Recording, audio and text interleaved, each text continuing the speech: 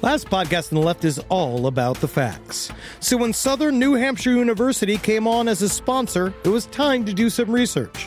Turns out they offer more than 200 online degree programs, and get this, criminal justice and psychology are some of the most popular. Classes have no set meeting times, and tuition rates are some of the lowest in the U.S. Want to learn even more about SNHU? Visit snhu.edu/last. Insurance isn't one size fits all. That's why drivers have trusted Progressive's Name Your Price tool for years. Just tell Progressive what you want to pay, and they'll show you coverage options that fit your budget. Visit Progressive.com to find a car insurance rate that works for you. Progressive Casualty Insurance Company and Affiliates. Price and coverage match limited by state law. There's no place to escape to. This is the last podcast. On the left. That's when the cannibalism started. What was that?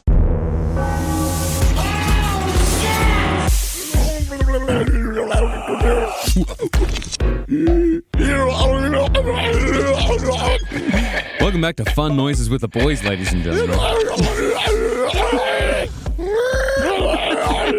Is that content? It's close enough. Welcome to the last podcast on the left, ladies and gentlemen. My name is Marcus Parks. I'm here with the chalkboard screeching Henry Zabrowski. It's fun that sort of you can hear the download numbers go down. Yes, yeah. It's fun in a way. The noise I always like to do is, you ever remember the movie, the Alien movie, The Arrival? Not the one with Amy Adams, but the one with Charlie Sheen. Yes, and the good one. And their knees go backwards. Yeah, the better one. And then when all the aliens talk, they're... Yeah, so I always, that's my noise that I like. That's a wonderful noise, and that's, of course, Ed Larson making that wonderful noise. Oh, my God. I had this horrible cough when that movie came out, I remember. Like, I had like an infection in my lungs, and then I remember I started, every time I'd cough, I'd have to leave the room because I couldn't stop coughing, and my father would always yell at me, like, "Stop coughing, you idiot!" You know, and I'd be like, "I can't control it, Dad." You know, and then I would leave, and then I would start coughing so much that I would pass out. And I remember when I started coughing during the movie The Arrival, I passed out, and when I came to, I saw the movie poster The Arrival, and it just burned in my memory because it seemed like something that's great to see when you wake up from almost dying. It's a really great story. What an amazing tale of father and son. Well, while that is definitely a story of neglect, today we're going to be taking a bit of a different route. Today we're getting into good old-fashioned true crime. Capital T, capital C, true fucking crime. So what I hope, all right, yeah, we got a middle episode here. We're about to do a huge series, but we want you to do, before we get there, all right? You're imagine now, set yourself up to your true crime, like your whole environment. Yeah. You're in a hotel. You've had 3 or 4 glasses of white wine. Yeah. You're an attractive, middle-aged woman. 60-something. You've got a fluffy robe on, right? You got a fluffy robe on. You are moist. Think about this. You know when you do that thing, ladies, one of my favorite things the ladies do, or anybody does, when you get freshly out of shower and you get slicked up like a big eel. Mm-hmm. Oh, yeah. And then you're slippery and it's nice and you're getting moisturized. Now you're ready to go. Now you got some cheddar popcorn. Yeah, get your vape going. Yeah. Get your vape going. Open up Reddit. It's time to ruin somebody's life. Let's go. It's a true crime day, isn't it, ladies? Come on! Let's do it. Today, we're going to be doing a little thing that we call Newlywed to Newly Dead. A lot of people, they go down to the courthouse to get married, but they might as well stay there, because what they do afterwards is going to put them in the slammer. Prison! Sorry. Marriage may be bliss, but divorce is murder. Ooh, I saw that one from Fatal Vows. Yeah, that's nice. Fatal Vows is good. Yeah. I certainly don't. Till death do us fart. true crime. That was a little bit more jazzy. It was pretty. I mean, I like the jazziness of it, though. I mean, the jazzy. Let's see what else we find when the next time when we bring it up for the next story. Oh, right. Okay, yeah. cool. Yeah. Because I do like jazzy true crime because it makes me feel like we're back in the Black Dahlia days. Yeah, and it kind of felt like that. But that kind of music makes me feel like I'm outside the police station. Yeah. I always wanted to be a reenactor. Yeah. Reenactor. Oh, yeah. Like if they ever need like a fat plumber or something, and be like, I don't know, they went to the left. And that's why I like Fatal Vows, is because the people they use in their reenactment are just as unattractive as the people that the story is actually about. Yeah. See, recently I've been reenacting World War II, the bad guys, in my own neighborhood. And a lot of people don't like it when you show up and say, I'm reenacting World War II on you. Yeah. You got your Nazi armband on. I just said the enemies. We never know. We don't know which one. It was Italian. So our first newlywed to newly dead murder today is a tale of sleaze, vice, and fame. This is a story that, by its end, had unintentionally changed the entire landscape of American media, and it all came to a head because of the actions of one man who competed in possibly the trashiest subgenre of reality TV, celeb-reality dating. I love the term celeb-reality. Yeah. Because it's a separate reality. It is. No, You know. we're talking about your Flavor of Loves. Your what was the Brett Michaels one? House of Love or There's Poison Rock of Life. Rock of Love. Yeah, Rock of Love. Rock of Love. Yeah, Yes. yeah. With the Yeah. bandanas. And then you had the one with because Brooklyn. of all of his head surgeries that he had to wear the bandanas. Yeah. Is that true? Yeah, he had like brain problems. Oh, I thought you meant hair plugs. No. He was because he should be dead. What? Yeah, but he's not. I guess I could be wrong on this, but I'm pretty sure Brett Michaels had a bunch of head surgeries. What? Yeah. Frankenstein's monster? I think they like went in there and fucked around and made it soup. I guess it was very difficult for him to find love. Yeah. It was. Yeah. Oh, Rob says true. Yeah. All right. So on August 15th, 2009, authorities found the body of an unidentified woman stuffed in a suitcase that had been tossed in a dumpster in Buena Park, California. And you can get an amazing deal on a set of travel gear yourself. Go to Away Luggage. Code LastPod90.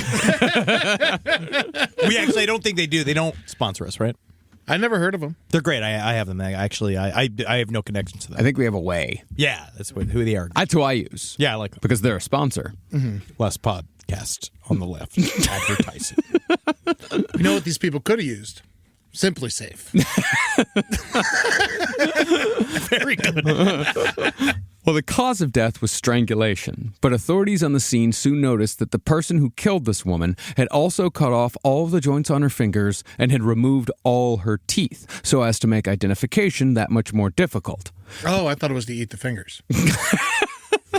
It has two. Did you There are again two not sources. eat lunch before we started today? I saw him eat rice cakes. I had rice cakes. All right, good. But what the killer didn't count on was the woman's breast implants.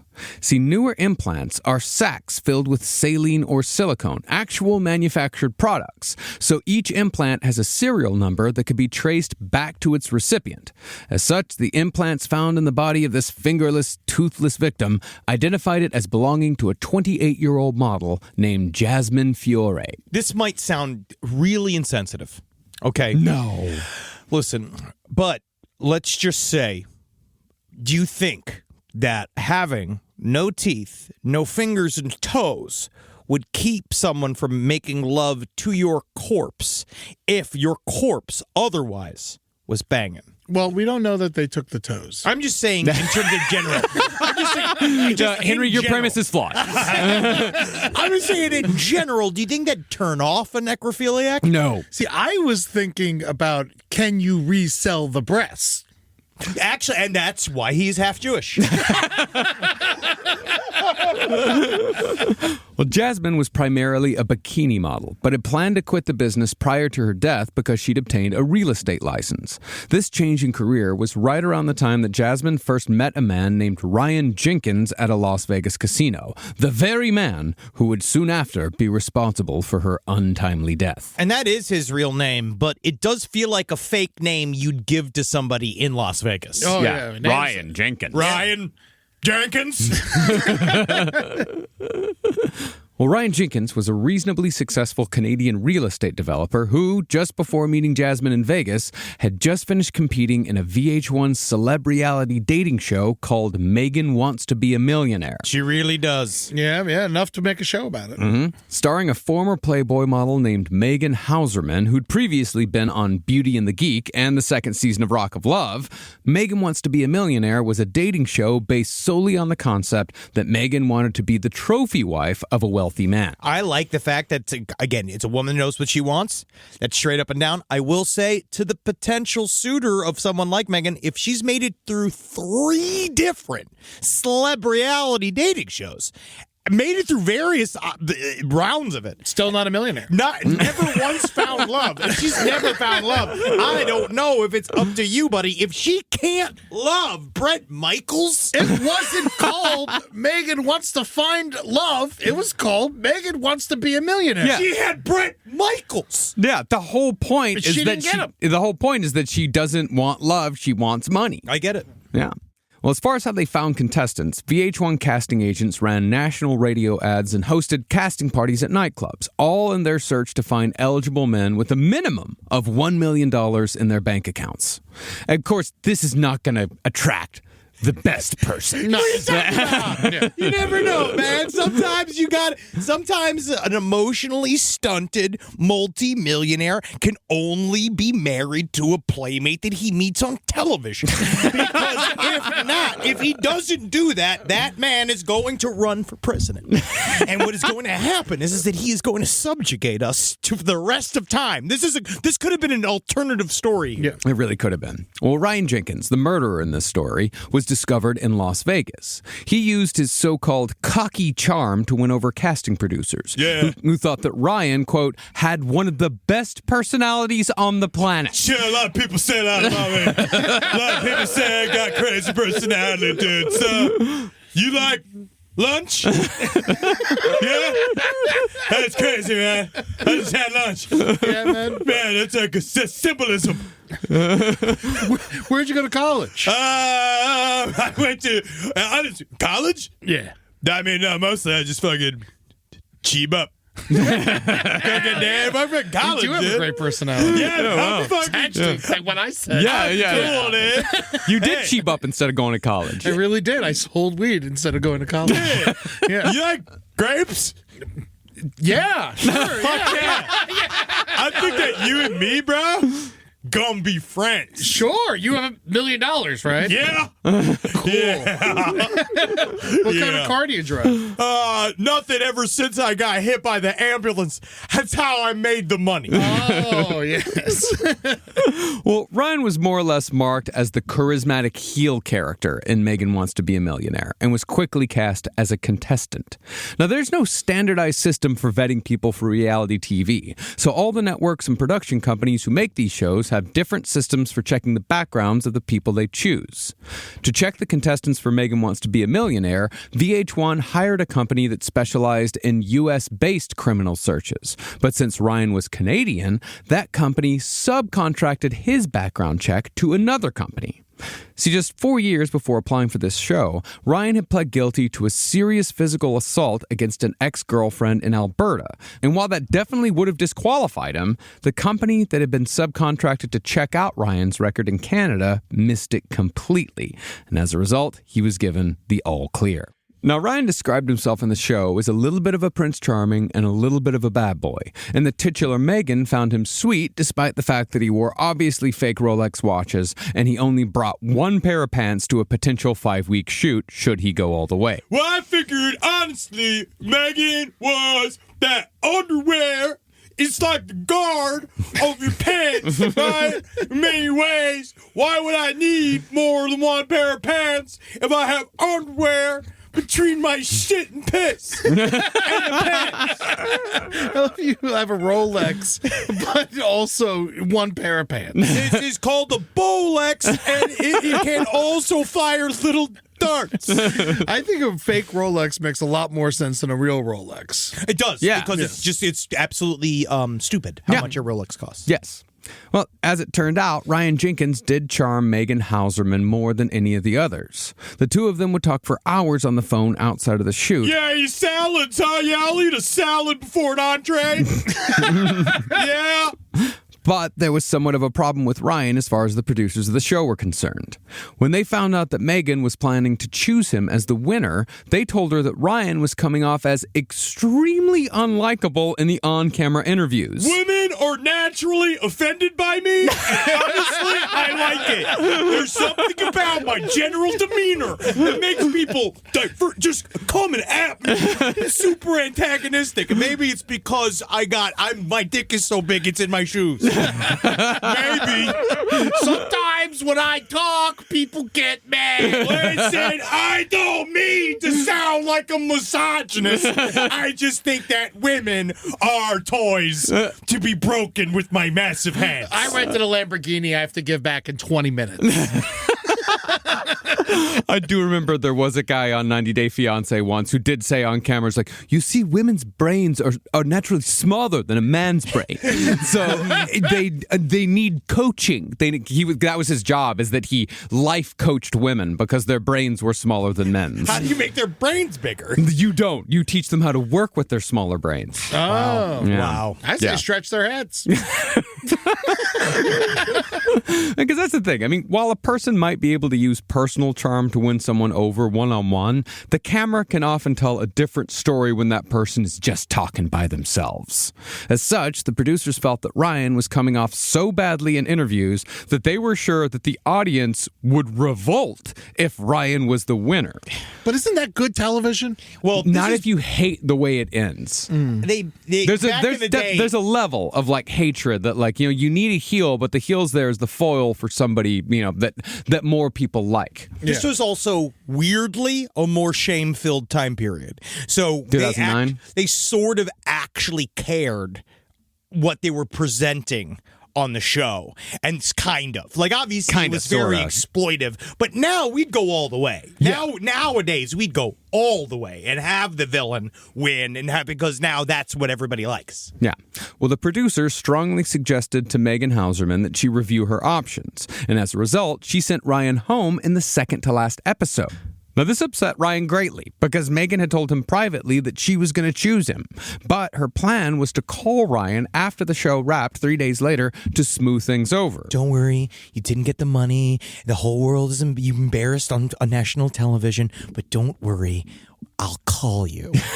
I mean, honestly, what a way to keep it all going. She really wants to be a millionaire. Oh, she does. Well, the thing is, I mean, she was all set to dump the winner and continue her relationship with Ryan Jenkins. So she said. But Ryan didn't answer when Megan called after the shoot was over. When he did call her back, he told her that he was so upset after leaving the show that he met a woman in Vegas and married her 2 days later. Whoa.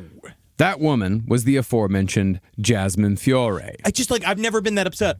I can't imagine that's the way to do this. To go be so upset that you go to Vegas and marry a person. You! I'm marrying you! Let's go! Oh, no, Elvis? Bring in Donovan! We're doing it the old way! Now, according to a friend of Jasmine's, the two of them bonded over having the same birthday. And after what I assume was an old-fashioned 2-day Whoa! Vegas bender... That is literally... No way! No! What? Wait a second.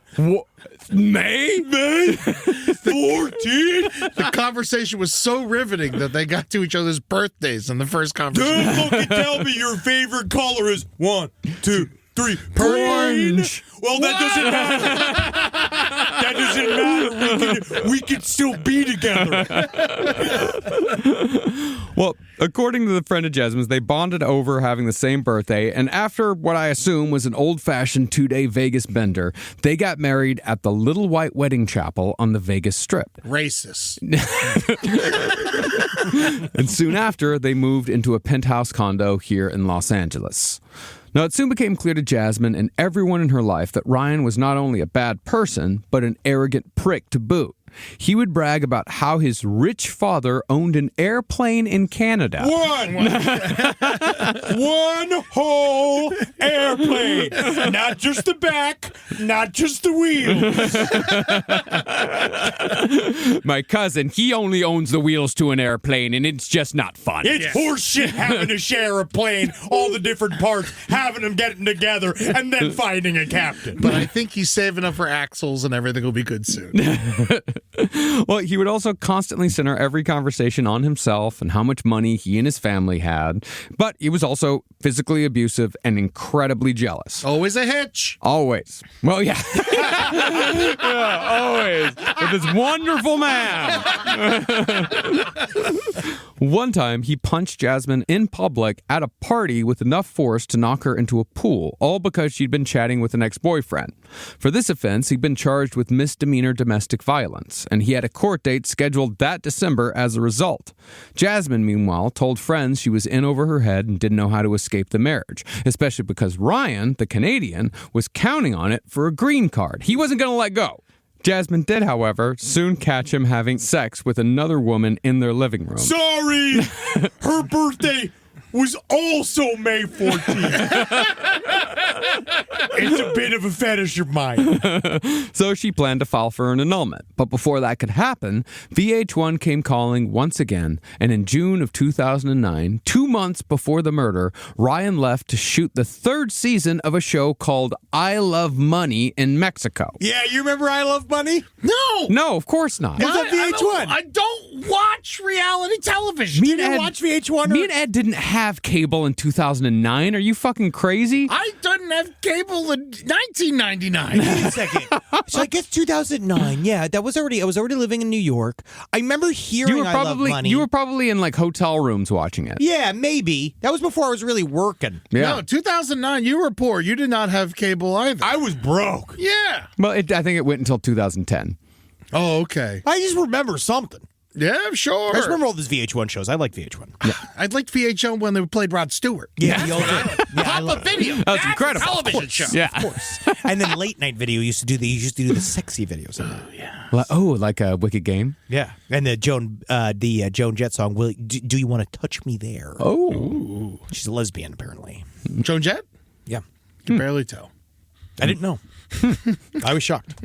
Now, the concept behind I Love Money involved contestants from all the VH1 celeb-reality dating shows like Flavor of Love, Rock of Love, and For the Love of Ray J, competing in a series of physical and mental challenges for a $250,000 grand prize. But as far as how the shoot went, producers said that Ryan would constantly call Jasmine from Mexico so she could tell him where she was the night before and who she was with. His jealousy was so ever-present that it actually became a season storyline. But as one producer later put it, quote, "It was funny until it wasn't funny at all." Yeah. Such a reality show producer thing to fucking say. Yeah, the jealousy, like when he was calling his girlfriend, his wife, every single night, asking where the fuck she was and who the fuck she was with. It was real good for like 5 episodes. Then it got boring. Yeah, then we realized, he's an uncontrollable murderer. Yeah. Now, once the season was done shooting, Ryan returned to LA and convinced Jasmine that he had changed. He wrote terrible poems and short stories in her honor, saying that he'd had a huge spiritual awakening that would turn everything around. Your boobs are like clouds. Your hair is like clouds. Your eyes are like 2 brown clouds. And your ears are there. So you can hear this poem, and your feet, by God, I'd cut them off to keep you next to me. Is that bad, Ender? Well, he, of course, hadn't turned anything around. And it only took another month or two before Ryan backslid into not just abuse, but murder. See, on August 13th, 2009, Ryan and Jasmine... Actually, can you take that back? Oh, yeah. It was only a month or two before Ryan backslid into not abuse, but murder. Thank you. We'll be right back after this message from Quince. Rise from your grave. This podcast is brought to you by Squarespace. Squarespace is an all-in-one website platform that helps you stand out online. Yes, that's right. You don't have to smash your face with a hammer. You can just start a business. It's got everything you need on Squarespace, from securing your domain to building a professional site and showcasing your work all in one place. Let's say you want to show everybody how you can carve your ribs out of your lower abdomen so that you look more like a Ken doll. That's amazing. You can bring your vision to life with AI-powered design or curated templates, plus flexible editing tools that helps you create something that truly reflects your style, especially if you are somebody that is trying to corrupt the young men of America. That's what Squarespace is really going to help you. Squarespace makes it easy. It makes it easy for you to put all that together, and you just go to Squarespace and do it all. Thanks, Braden. Head to squarespace.com/left for a free trial. And when you're ready to launch, use offer code LEFT to save 10% off your first purchase of a website or domain. Summer means freedom. And for adults, summer means work next to freedom. But thanks to Mint Mobile's summer sale, it can almost feel like the work is playtime for the adults. Right now, all of Mint's plans are $15 per month, even unlimited. Free yourself from big wireless and switch to Mint Mobile for high-speed data and coverage on the T-Mobile 5G network. It's so well connected, I could call from anywhere. Deep from well within my bunker, where my AI-fueled robots slowly but surely toil for me, but I know for a fact I'm saving money on my phone plan. Or up above, where I'm training all of my giant Amazon female warriors who will fight in bulletproof mesh. Also, honestly, Mint Mobile's really cheap and it's really reliable, so you should use it. To get your new wireless plan for just $15 a month, go to mintmobile.com/LPOTL. That's mintmobile.com/LPOTL.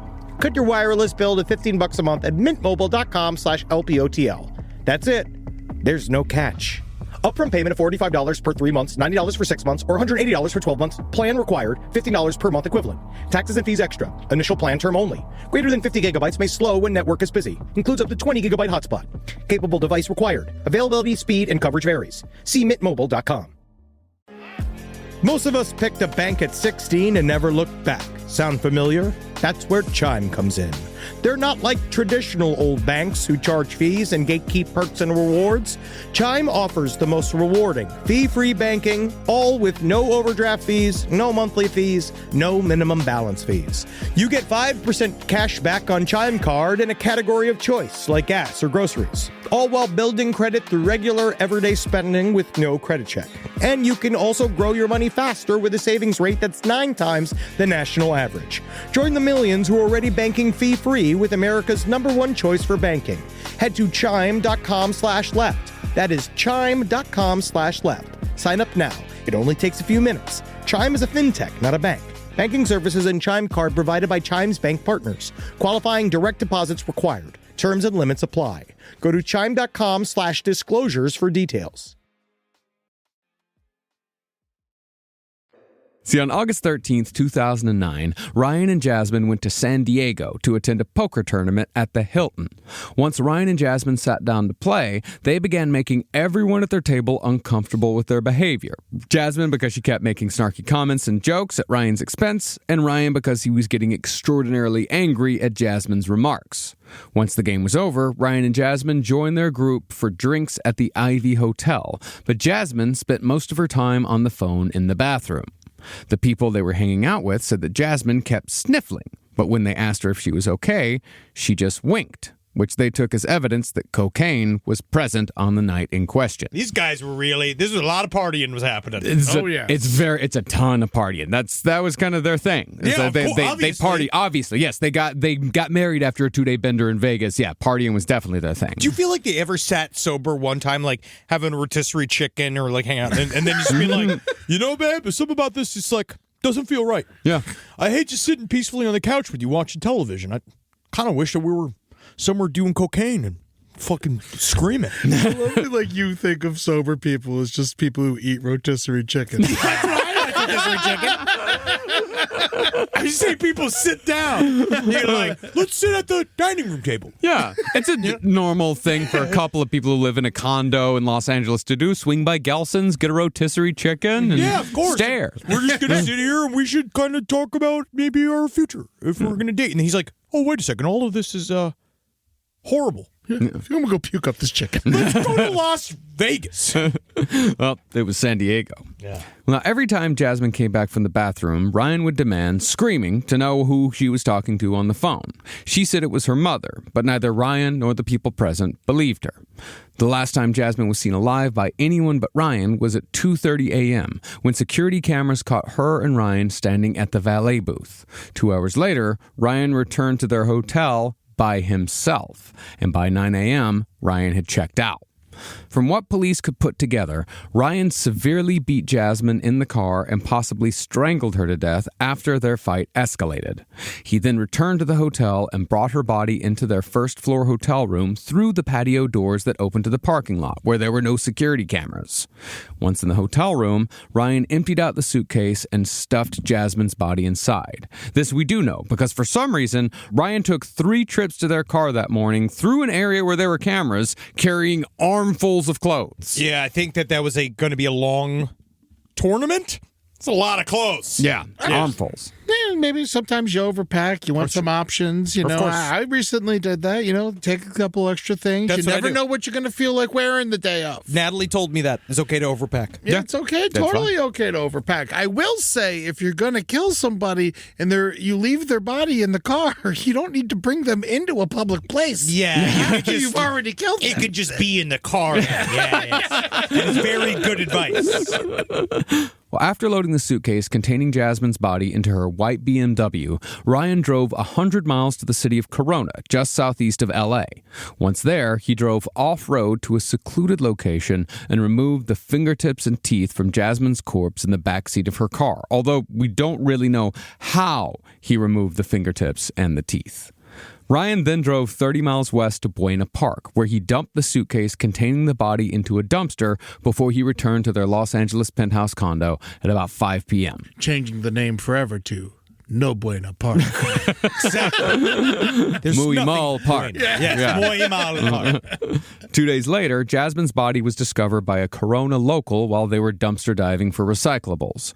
By coincidence, that was the same day that Ryan walked into a Los Angeles police station and said that his wife had left to get her nails done, but had never returned. He already had like a half alibi. He could have just said, we got into a fight in San Diego and she took off. That's one of the things that you'll see again and again. The alibis are never good, because the alibis that are good, we don't hear about them because they're not news stories. This guy literally was just... The problem is that, let's just say, this guy, he had a hard time sort of like not following his impulses. Yeah. And so I think I think his main issue is that he's very impulsive. Long-term thinking is not his strong suit. Yeah.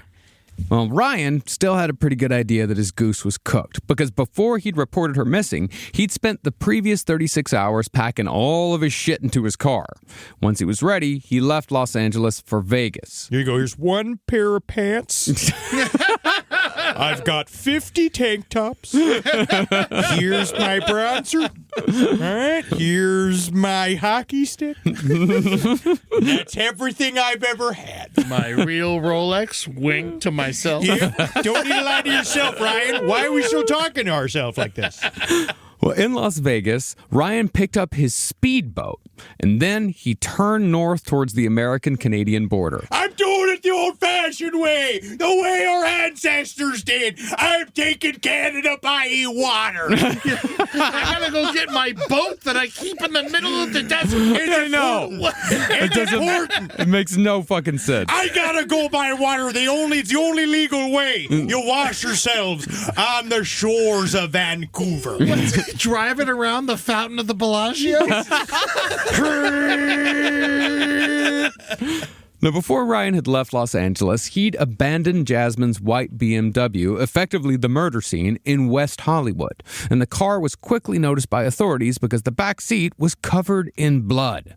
The wheels were covered in mud, and brush was stuck in the undercarriage from Ryan's little off-road adventure. And while Ryan had attempted to wipe away some of the blood, it seems like he gave up fairly quickly because it was very obvious that something horrible had happened in this car. This is like fucking crazy harder than I thought it was going to be. So maybe I could tell him, oh, all right, yeah.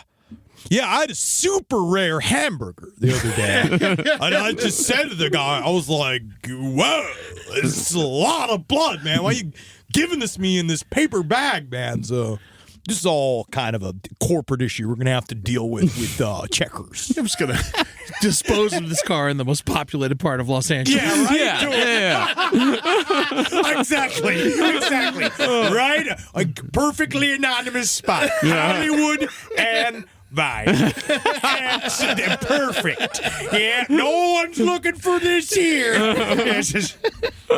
No, the cops immediately issued an arrest warrant for Ryan Jenkins, but when they finally contacted him the day after he left LA, he told them he was in Utah and was on his way to Canada to resolve some immigration issues, despite the fact that his wife had just been murdered. Yeah, I had a big ol' appointment. I gotta go talk to the head Moose. Yeah. Thanks for answering for me. Oh, Jerry, the head of Moose. I gotta go talk to Jerry. I know him.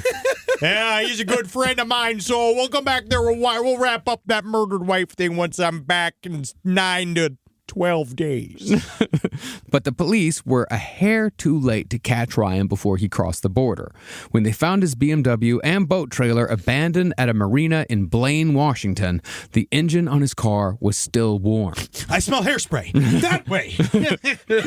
See, as soon as Ryan had reached the water, he unloaded his speedboat into the ocean and took off towards a small peninsula attached to Canada called Port Roberts. Once he got there, he abandoned the boat and walked across the Canadian border by foot. I'm coming, Canada! I'm coming back, and there's nothing you can do to stop me. He could have just taken the boat to Canada. He could have driven a car. And so he's just walking. I mean, like, I know exactly how to get to Canada. Go north. And just walking straight line. Well, I mean, he did definitely go there with the purpose of going into Canada. Yeah. I think he thought he was a lot more important than he really was. So my thing is, I gotta stay anonymous. Everybody's coming for me. Yeah, They yeah. all saw me on television. I'm a known quantity. All right? I'm a superstar. Yeah, I mean, he probably did think that. He's somewhat of he is a F-list celebrity at this point. I'd put him, Marcus, G. I don't know if he's that high. Yeah, even because at this point, well, we'll get into it later where exactly his season of Megan Wants to Be a Millionaire was when all this happened. But the place where he went, Point Roberts, it's really interesting. It is still attached to Canada, but it's below the American border. So even though it's part of Canada, it's still America. When a week, I guess we'll just suck that up or something? Or? Yeah, we already have sucked it up. It's ours. Yeah. Wow. Yeah. Now, we don't know if Ryan thought that going back to Canada was going to save him from the murder charge, because before the RCMP could track him down, Ryan took himself out of the equation. See, upon entering Canada, Ryan rented a fucking PT Cruiser of all cars. All right, Ryan, look around. Which one of these do you want to die in? All right. Do I want to take the Charger? No, they're upcharging me on that. It's crazy what they want to do. It's like $600 a day for that. Do I want to do it in the Tesla? No, not electric. Yes. The PT Cruiser. The ultimate suicide destination automobile. That's because the roof is so high. It's perfect for a noose. After that, he drove 2 hours to the small British Columbian town of Hope, where he checked into a place called the Thunderbird Motel. That's ironic. Nothing I like better than killing myself in a PT Cruiser in the town of Hope. Well, 3 days later, his lifeless body was found hanging from his own belt in the closet of his dingy motel room. So maybe he could see the PT Cruiser from the closet. Well, it was nice enough that he killed himself in Canada, not America. That is nice. You give them the stat. Yeah, did it at home. But once the murder of Jasmine Fiore and Ryan's subsequent suicide hit the news, VH1 was faced with what to do with Ryan Jenkins, the reality star. See, according to one of Ryan's fellow contestants on I Love Money, that was a Bucky from Flavor of Love, apparently. Oh, yeah. Ryan actually won the competition that season. Yeah, he crushed it. He fucking crushed it. killed it. Screaming at her all night. Oh, yeah, all night. They're all like, this guy's hilarious. That's the only thing they thought. Well, he won all the challenges. That's what it was. It was like a physical and mental challenge thing. So he just won the fucking challenges because he's a single-minded dickhead. That's me. Yeah. Couldn't win the challenge of life, though. No, Could I not. purposely lost it. I chose to lose it. Well, to make matters worse, Ryan's original introduction into reality TV, Megan Wants to Be a Millionaire, was 3 episodes into its season when Ryan killed his wife and himself. With no other choice, VH1 canceled Megan immediately, and season 3 of I Love Money never aired at all. And the president of VH1, he took those tapes as the tears came down his face and he put it down in the sacred VH1 vault next to Rod Stewart's tiny pants and next to, what was the other guy? Van Morrison? Oh, yeah. His tiny shoes next to all that, and just cried a tear knowing that the single best season of television will never be seen. Yes. Where else are you going to see all the Paula Cole videos and the Natalie Imbruglias? Where will I see Sarah McLachlan cry? Well, speaking of VH1, they looked fucking awful because they'd let a domestic abuser and future wife murderer onto a dating show, a show he almost won. He was super castable. That should be the fucking comeback, is he won. Yeah. You know what I mean? Like, if he didn't almost win, we'd be wrong. VH1? Yeah. We casted him correctly. Yeah, they told Megan not to pick him. Yes. Yeah. Oh, wow. So the There's hands are clean. Hands Everything's off. fine. Well, eventually, the mistake was traced back to an error made by a Canadian court clerk, although I couldn't find out what that error actually was. But even if it was technically the fault of a third company, the production house that made Ryan's shows had to pay Viacom $12 million for the lost revenue due to the cancellations. Jeez, Lou. 12 mil, yeah. As a result, the celeb-reality dating show effectively died out and never returned, all because of the actions carried out by Ryan Jenkins. So VH1 became the millionaire. So in the end, VH1, they set him up, they gave him a bunch of money, they put them all together, they did all this stuff, and then they made money on top of it. Yep. That's America. It really is. That's America fucking giving it to Canada. Yeah, Yeah, America does give it to Canada, I guess. That's really sad. Yeah. Wait, what are you going to do? Yeah. How's Megan doing? She's still around. Right now, she actually made a little bit of a life doing, she did Nancy Grace a couple of times. She did a bunch of true crime shows. Much better than doing Natalia Grace. Yeah. I love her. I love that little lady. Mm-hmm. But she actually, she was nominated, she won the Fox Reality Television Awards award in the year 2008 for Favorite Awkward Moment from Rock of Love 2. Oh, What was the awkward moment? It doesn't say. Ah. I'm just looking at her Wikipedia. But Mary Carey, who was I believe a porn actor. No, she was just a Playboy model, and they all got it at once. I think that they kissed or something. They did something together, the three of them. Brandy Cunningham was also involved. I did watch Beauty and the Geek, but I don't remember her from it. No. I mean, I watched it sporadically. Yeah. I think in a hotel room. It was kind of felt sad. It was very sad. Yeah. It's one of those that sounds like a fun idea, but then when you do it, it's really sad. And it probably inspired a lot of evil geeks. You know what I mean? Mm-hmm. To want to even score. Yeah. Rise from your grave. So a lot of people super worried about investing. I understand. Money's fake. And you're like, why can't I just pull all my money out of the bank, turn it into, like, essentially smelted precious metals, place them up inside of my anal cavity in order to get across the various country lines? I understand you. I'm with you. I'm like you. But things like Acorn showed me it's okay to invest. Give your money a chance to grow with financial wellness app Acorns.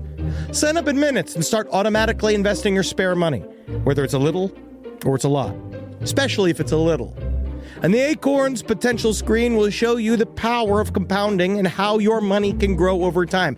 I'm actually not joking here. Investing money as early as you can is super important. I heard early on a piece of advice that said it's not how much you put in the market, it's how long you are in the market for.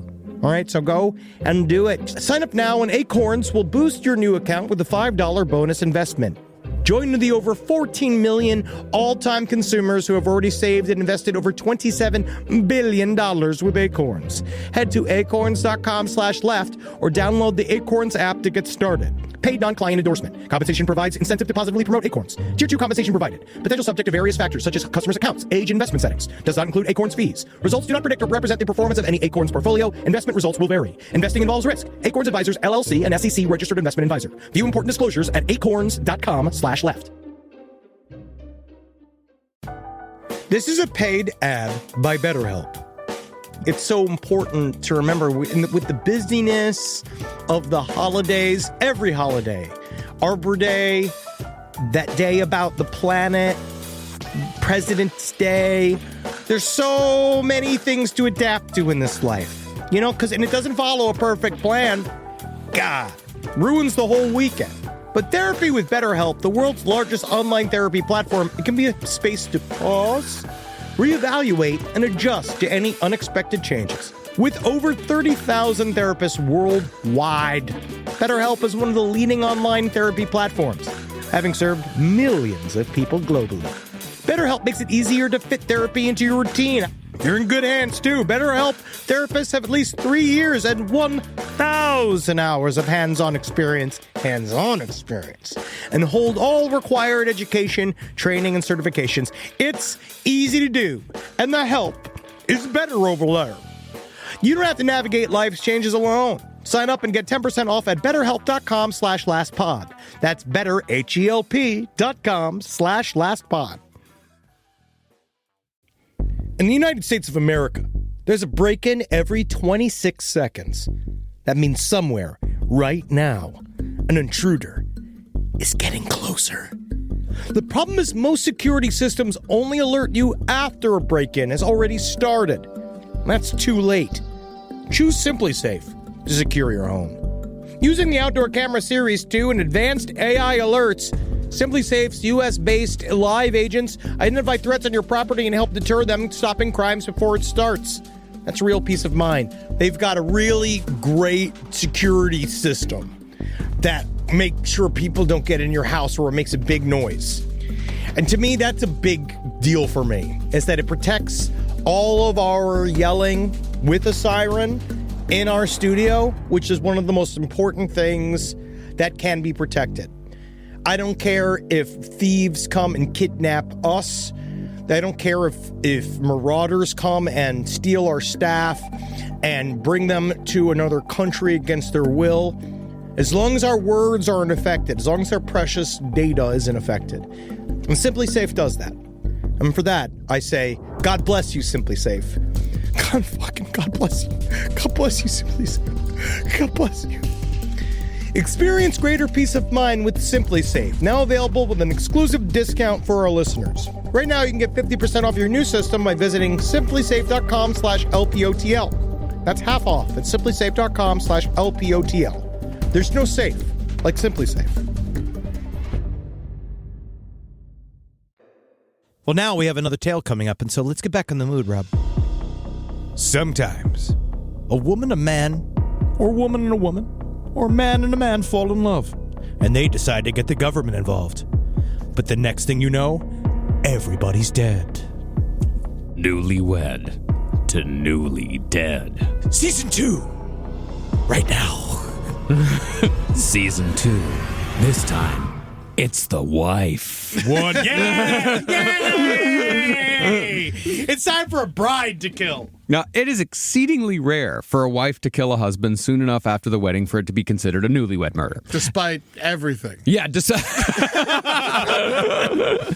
yeah, but for our other story today, we were able to find a little tale that took place in 2013 where the wife was the perpetrator. That year in Montana, a newlywed wife killed her husband just 8 days after their wedding.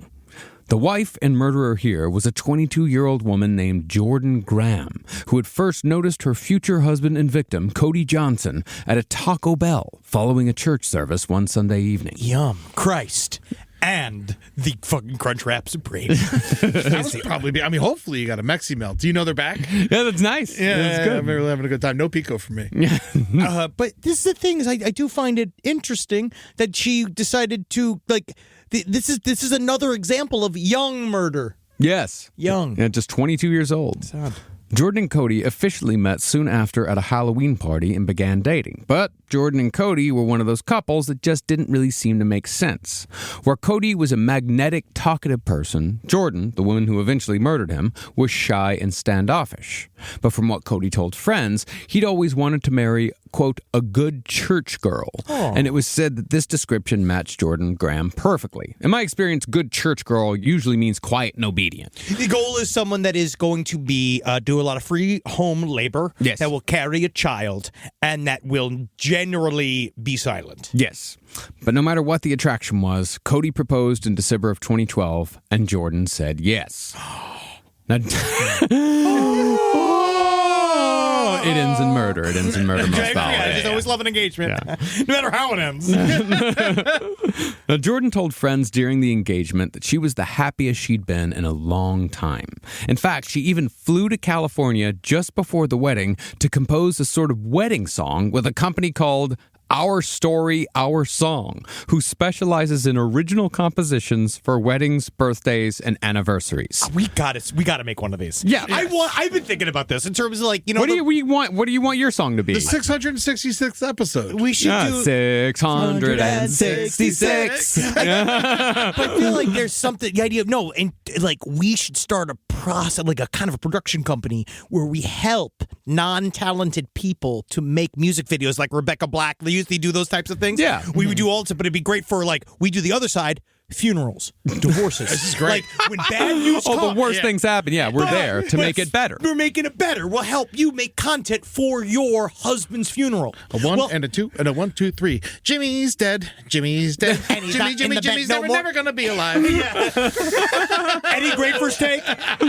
Let's try it again. Think about Jimmy's alive. before this next take. Let's think about Dawn. What would Dawn think? Well, from what Cody's friends later said, his and Jordan's relationship was a one-sided affair, with Cody giving everything and Jordan contributing nothing. Cody's friends actually took bets on when, not if, the couple would divorce, and they did so in front of Jordan. In a way, sometimes humor, it does help alleviate some tension, doesn't it? It does. It does help alleviate some tension, definitely. But if it's, all of your friends, and this is a tip, if all of your friends are really publicly joking about when you are going to break up with your significant other, it's bad news. yeah. They know something that you don't, and you're not listening to the things that they are telling you that they know. And it's creating an environment in which something bad might happen. We can get serious about it, or we could all just joke while we're hammered. That's what I do. But even though his friends told him to his face that the marriage was a mistake, Cody still tied the knot with Jordan in Montana's Woodland Park on June 29th, 2013. I'm getting married next to a tree. I don't fucking give a shit. I do what I want to do, just like the wolf. Jordan, however, had doubts about the marriage immediately and texted this to her maid of honor the day after the wedding. Totally just had a meltdown. I'm completely second guessing everything. I don't know if all of this was the right thing to do. So much happened last night. Just don't know. Continuing, she wrote that she hadn't stopped crying since she got married. I'm that- talking. Yeah. Never, every minute, every second. My eyes are wet. And my mouth is making huff noises. And my babies are going up and down with breaths. I'm not happy. She said she should be happy, but she isn't. I should be. Shouldn't I? Look at me. I should be the happiest girl in the whole world. Yeah, and that- Instead, I'm the angriest lady in the whole neighborhood. And then she said she didn't feel like herself. No, I don't. I feel different. Jordan's friend told her to talk to Cody about all this, but Jordan refused. Now. Saying she didn't want to. I don't want to. It has nothing to do with this. Yes, it's about our marriage. But it's nothing to do with how I feel. Well, she said she didn't want to hurt Cody because Yeah. he seemed so happy. Yeah, he seems to be fine with it. Not me, though. And she never heard him, right? Not yet. But I'm thinking about it. Now, 8 days after the wedding, Cody's stepfather asked the couple if they'd like to go kayaking after church. Yep. Yeah, absolutely. Let's go. What are you talking about? Oh, yeah, I guess that is nice. Yeah, it's Montana. Yeah, you go kayaking after church in I forget, Montana. yeah. Yeah, it's Sunday. It's a day of rest. If someone came to me in Los Angeles and say, do you want to go kayaking? It feels like it's because we're evacuating. It's because we have to leave because there's an emergency. Especially if they say after church. To me? There's no church in Los Angeles. Well, Cody declined because Jordan had told him that she had a quote-unquote surprise plan. Yeah. As it turned out, though, the surprise was her airing out all her doubts about their new marriage. Okay, Cody, I'm so glad that you joined me for this meeting. First of all, surprise, totally unhappy. I just want to say, I hate you, I hate your dick, I hate your attitude, I hate your clothes, I hate your vibe. I hate you. Well, a predictable argument ensued, so the couple drove to Glacier National Park to talk things out in the presumably calmer environs of nature. I need to be next to a pine cone. In order for me to enjoy myself, in order for me to be centered, then I have to hear a gerbil. I must be amongst the dirt and the mulch. Nothing's like when you get in an argument somewhere, you're like, you know what, let's go to the middle of nowhere. Hey, you and me. Hey, let me go check if the SUV's juiced up. I want to make sure we can make it to the middle of the forest. Well, they arrived in the park just as the sun was going down. Then they parked Cody's car at the bottom of a hiking trail called the Loop on Going to the Sun Road. Might as well be called, Hey, Cody, Get Murdered Here Road. Yeah. You know, keep going. Keep driving. No, we're not hidden enough. I mean, romantic enough. Yeah. So just keep driving. Keep driving. Good. It's getting dark. Now, even though the sun was already below the horizon, Jordan and Cody got out of their car and embarked on the trail, where the argument only got more heated. You don't love me enough to argue with me in the dark in the middle of the woods. I dare you to argue with me by this long. I dare you. Well, eventually, they left the trail and edged their way along the bottom of a rock wall, all while the argument continued. So they're like kind of like talking. They're walking on top of a wall. Yeah, like they're like kind of sidling up along a rock wall while they're just like, fuck you, fuck you. Yeah, you know, fuck you. No, fuck you. Do you have any of that weird sound that you use for hands to grip onto the tiny little hard edges of the mountain? But as Jordan later testified, the two of them finally reached the edge of a ravine. They're way off the hiking trail now. There, Cody grabbed Jordan's arm, which prompted her, as she said, to yell at him because she didn't know if he was going to push or pull her. Let me go. Yeah. And in a flash, Jordan grabbed Cody's hand and brushed it away. Get off me. Then, as Cody stood above a 200-foot drop, Jordan lost control completely and pushed him in the back with both hands. Whoops. Oh, no. Falling face first, Cody plummeted and hit a rocky outcropping, which crushed his right eye socket and created a 7-inch skull fracture. I think I can fix it. When he hit the bottom, a number of his ribs fractured, and in an injury that would be right at home in a fucking schmaltzy TV drama like Grey's Anatomy, his heart literally tore open. Whoa. His heart actually broke. Poor Cody. Poor Cody, yeah, he just seemed like a normal guy. Cody, all right? Cody? You good? Cody? Okay. I'm going to go back. Game of Thrones is on. Okay. It was Sunday, after all. Yeah. Well, let me know. She left Cody to die.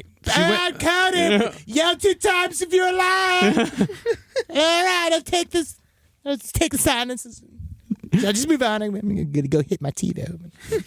Well, she went back to their car and drove home. But as she left the park, she texted her friend and told her that she was freaking out and didn't know what to do, although she stayed vague as to what had just happened. It was so fucking crazy. Cody said to me, he said to me that a little boy with a feathered hat came into his house the other night, right? And he took him to a land of little pedophile children. There was a whole pedophile island that he went to with these little pirate boys. And they went and he came back and he said all he had to do was be positive and he'd fly. And said, oh, yeah, I guess you're positive for being a dickhead. You know? So he jumped off the cliff or whatever. Well, Jordan did seem to compartmentalize the murder quite well almost immediately. At the same time, she was frantically texting her friend about not knowing what to do. She was also calmly texting a member of her church about rescheduling an upcoming couponing event. I'm not let that fucking bitch Beverly get that 4 for $5 ragu sauce deal ahead of me. Canceling it. My husband's going to be dead. Oh, totally. That's fine. Absolutely. Actually, and next week, Sophie's husband's going to be dead. Can we do 2 weeks from now? Now, once Jordan got home, she immediately saw the need to create a story that very night. So she called her brother at 11:15 p.m. and told him that she and Cody had just gotten into a big fight. It's crazy. I disappeared. I went into a totally white area where I was downloaded with a bunch of information of how to use guns and kung fu, right? And he was right in front of me. And we went back and forth. And this guy, you would believe, he flew in the air. It was crazy. He landed on the edge of a branch, and he just hovered there. And I was so scared. I was like, you're scaring me, Cody. What? Get off that tree branch, Cody. I'm sorry, I wasn't listening, sis. Well, her brother came over to her house, and Jordan told him that Cody had gotten a text message from a friend inviting him to join a group of guys in a dark car with out-of-state plates so they could go riding around for a while. You know, Cody. Yeah. You don't have to stop. It's called stranger carpool. You've never done that? Yeah, when a bunch of guys show up to the house and they all got out-of-state plates. 'Cause I'm always looking at people's license plate when they show up to my house. If they're all in-state or not. For just such an occasion, actually. They're not from here. Well, that, she said, was the last she'd seen him. But when Cody didn't show up for work the next day, his absence was keenly felt because Cody was the type to show up on time every day without question. Jordan, meanwhile, waited until 4:30 p.m. to send a message to one of Cody's work friends to ask him, hey, did Cody come in today? Did you happen to say Cody? Friend said no. So Jordan repeated the story she told her brother, but this time she added some color. This is what these people do. This is why they always get in trouble. Yeah. Is that every time they tell the story, they think of a couple more details to add in. And they think more details is going to make their story more believable. Guess what? It's not. I'm sorry, Marcus. It's called world building. And this is all about building lore. Well, Cody's hobby was fixing up race cars. So Jordan said that he had left with some mysterious car buddies to go to Washington State. The Vroom Vroom Boys. Have you ever heard of the term? They call them Zoom mates. And what they are, they're men. They do pretty passive homosexual activity inside of race cars. And I passive, feel like, what is passive? What is passive? You slay there. Passive. Naked together? The thing is, just pet the penis. Pet the penis. Okay. If you're that sounds somewhat active. If you're passive and you're with an active, you're not gay. Oh. You're passive. I see. And you're with an active. And the active, he's doing all the mashnugana, and you're just getting the blugana. And that's what the Vroom Boys do. The Zoom mates. But the thing is that she started telling different stories to a bunch of different people. She told others that she'd followed the car Cody left in to the small town of Hungry Horse before she lost track of it. And the conflicting stories made Cody's work friend think that maybe Jordan had something to do with her husband's disappearance. No, I'm a private eye, and I often follow cars, so I know how to do it properly. Wasn't Hungry Horse in Twin Peaks? It does sound like above a hungry horse. It does. Yes, yeah. I do believe that. It was think from that Twin actually, Peaks. I think that's where Bob was. Yes. Yeah, that's where He Bob was in Hungry Horse? Yeah, he was living above at a convenience. No, it was the one-armed man. He lived above the convenience store in Hungry Horse, Montana. Whoa, that's crazy! It's connected. Yeah, You got the shirt on. yes, I got my Twin Peaks shirt on. Yeah, it isn't. It's in there. Yeah. That's where Leo Johnson was arrested. Whoa! And held in jail overnight. No shit. Season 2. You're not that episode yet. Oh, yeah. Leo locked inside a hungry horse. That's what it was. Yeah. But right now, Leo's a vegetable.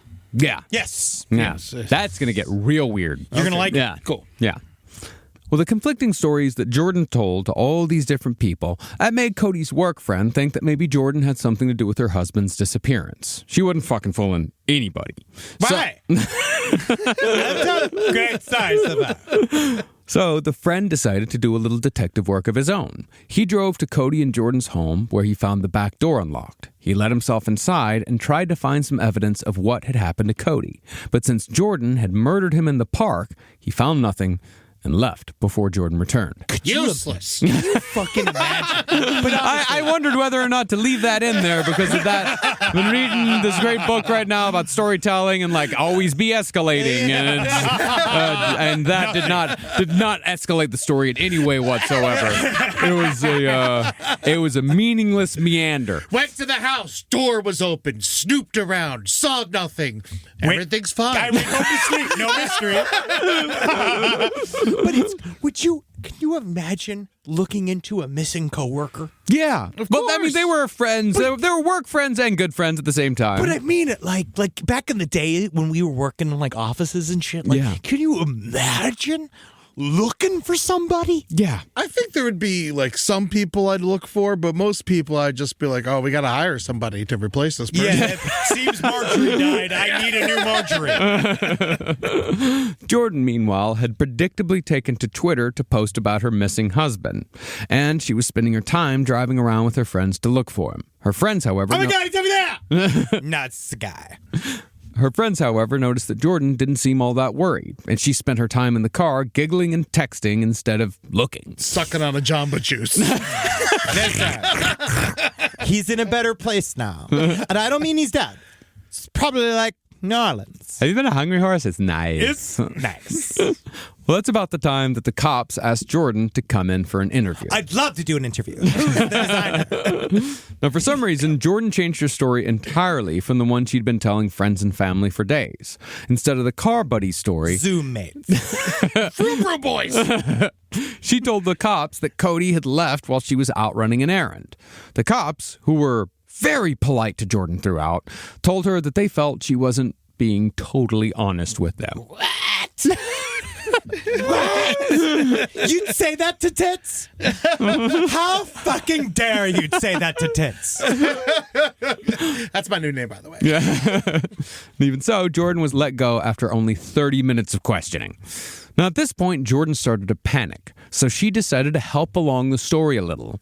The morning after she talked to the cops, she returned to the police station, claiming that she'd received a mysterious email from carmantony607@gmail.com. I can't even believe he had the gall to put what kind of man he was in it. It read, quote, This is what Tony said. My name is Tony. There's no bother looking for Cody anymore. He's gone. Saw you post on Twitter and thought I would email you. This is from Tony. He had come with some buddies and met up with me on Sunday night in Columbia Falls.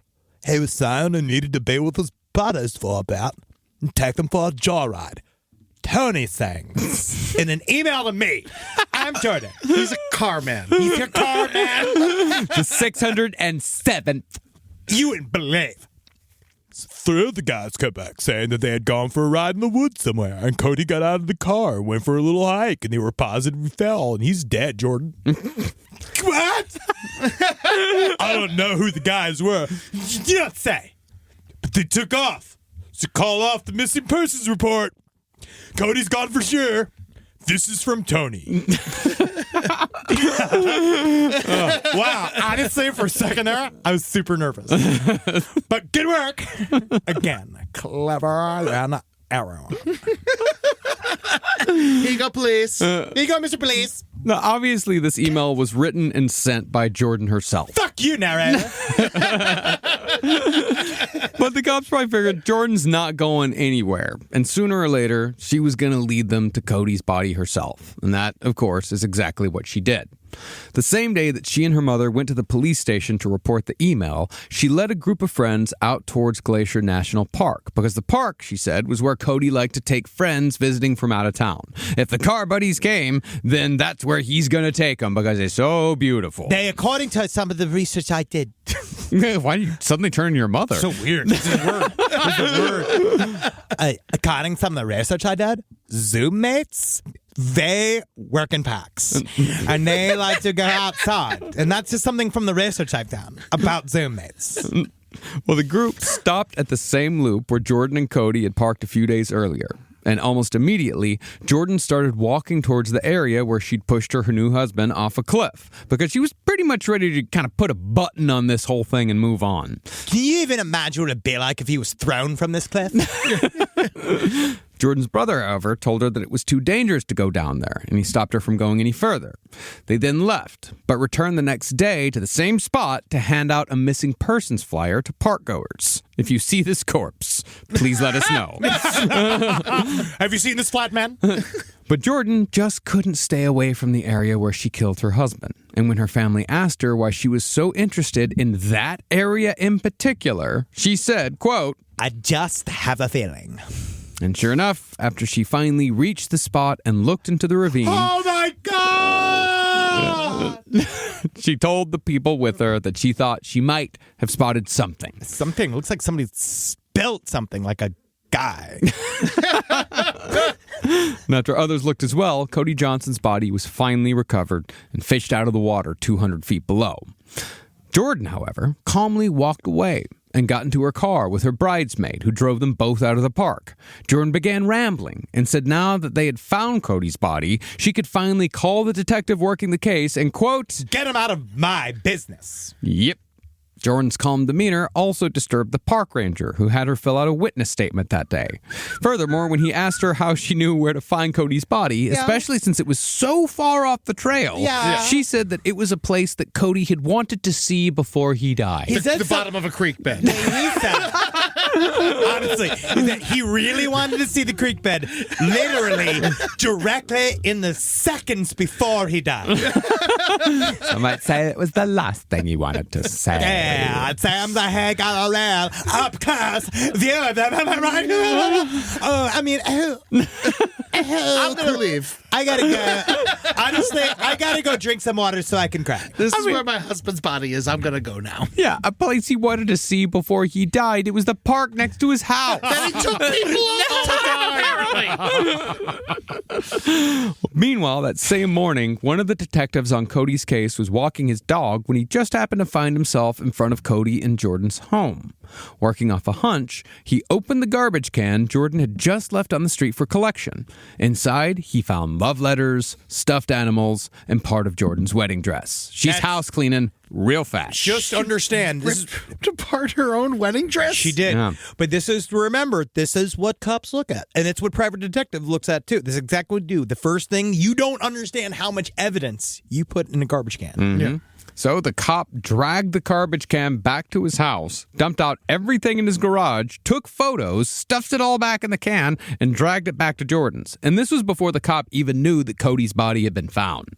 See, Jordan effectively throwing away anything having to do with her and Cody's relationship, that's not necessarily evidence for murder, but it definitely showed that Jordan was already trying to put the marriage behind her while her husband was supposedly just missing. If your husband was randomly dead, you would save everything. Well, no, that's the thing. Is at this point, like, he's not even officially dead. He's just like, at this point, she's still saying Well, she got the email. He went out. Oh yeah, the email. I suppose. Yeah, I forgot about the I forgot the email told her that he was dead. I forgot. Tony, a well-trusted imaginary friend of mine, told me what was happening.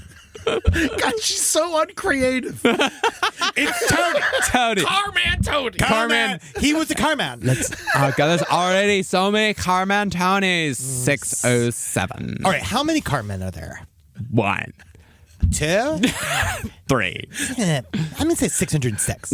I wonder if her own email was the recovery email for Carman. Jordan at gmail.com. That's for me. Now, when Cody's memorial and potluck was held a few days later, some of Cody's... It's true. Okay, it's Montana. The memorial and potluck. You have a potluck at the memorial. Some of Cody's friends noticed that his widow, who should have been devastated after losing her husband a little over a week after getting married, she was laughing, socializing, spending a lot of time on her phone. I'm coming. I want the wild tonight. Hey, how you doing, Aunt Ethel? It's good to see you. Meatballs are on fire. You know, I thought there'd be more Carmen here. then none of the carmen showed up. This is so disappointing. I gotta talk to Carman Johnny. He's the other one. He's my other friend. Does he know Carmen Freddy? Do you know Carman Freddy? Do you know Carman Johnny? Well, pretty soon, the FBI got involved. And once that happened, it was fucking over for Jordan. They not only traced the mysterious email from Tony as having been sent from Jordan's parents' house that morning, they also came up with security Hold on, footage. are you saying that her mother is the car man? Wait a second. My mom is implicated in this? Oh my God, I can't believe Mom! Oh my God. Don't tell me you goes to do it on mine. Well, they also came up with security footage from the night Cody died, which showed Jordan and Cody entering Glacier National Park together. Jordan was brought in for questioning again, and after retelling the car buddy story, she was shown a photographic still of her and Cody entering the park. Yeah. All she could do at that point was cry. Yeah, cry. And she was arrested on the spot for first-degree murder.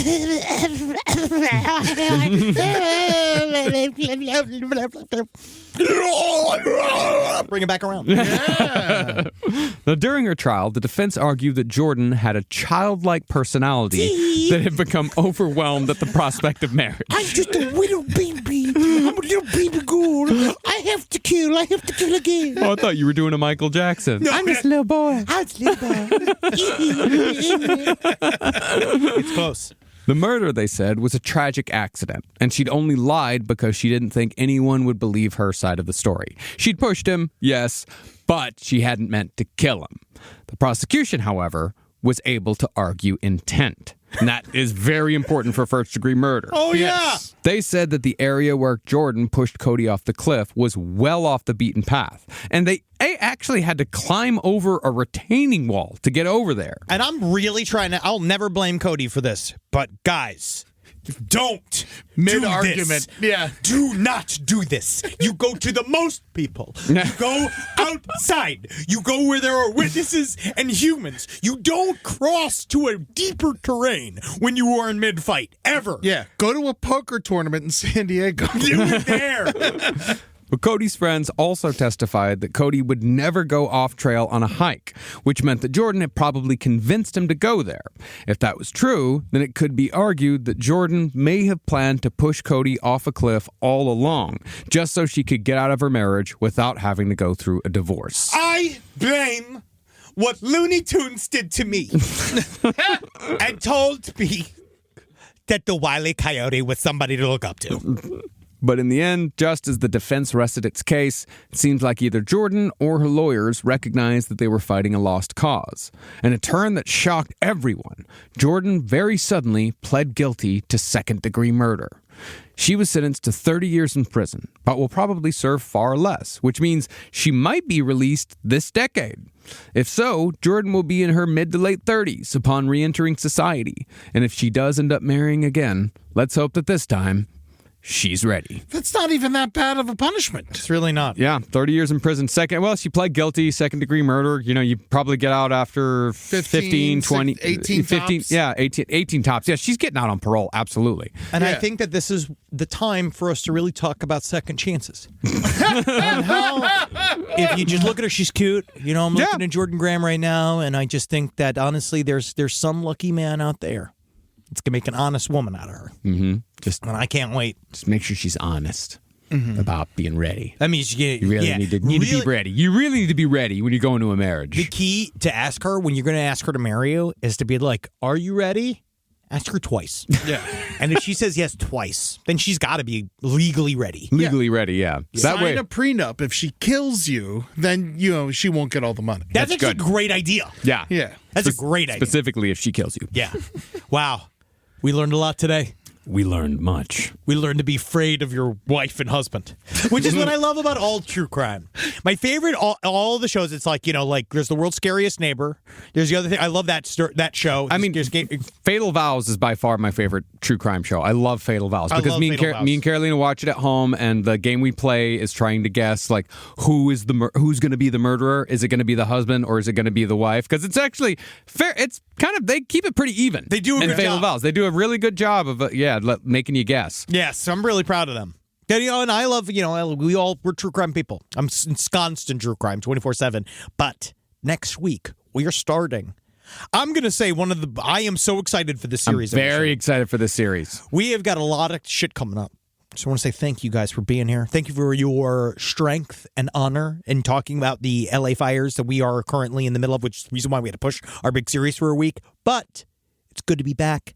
We're safe. Mm-hmm. We're stronger. The winds than have died down. Yeah, we're stronger than the storm. We're going to be all right. Yeah, we're going to be okay. Yeah. So, but thank you very much for all of your well wishes. And thank you for all the shit that you sent. In fact, the episode that we're going to do, the series we're going to start next week actually came from a listener who sent us the book that we're going to use as our main source. So I'm going to make sure to thank that listener personally next week. Ooh, how exciting. Yeah, very exciting for that person. Go to patreon.com/lastpodcast on the left if you want to see how excited I am right now. Do it! Go at LP on the left for all our socials. I don't know what TikTok is going to be. We have no idea, but it'll be on Instagram, so go on there. I think it's going to, from what it looks like, it's going to shut down on my birthday. Wow, congrats! Happy birthday. What a phenomenal birthday present. I will say it's great for marketing, which we've just found out. Yes. But, there will be others. Yeah, there'll be others. It's something It will be replaced almost immediately. It will be. Also, go to LPN TV. Check out all of our streams on at twitch.tv/LPNTV. If you want to see them live, you can also check out our YouTube channel to see everything after the fact. And if you want to come see us on tour, you can go to lastpodcastonTheLeft.com and click shows. That's where you can see our dates for Detroit, Atlanta coming up. We rescheduled Atlanta. We did. That's yes. for June. We're also going to come to Toronto and Nashville over the next few months. I can't wait. The next one's going to be Dallas on February 22nd. Can't wait for that fucking show. I've never spent time in Dallas other than the airport where I fall asleep often. You know what's incredible? It's great for that. Dallas is cooler now than it was when I was a kid. Really? Yeah. I yeah. love Deep Ellum. Yeah, I don't know how it happened.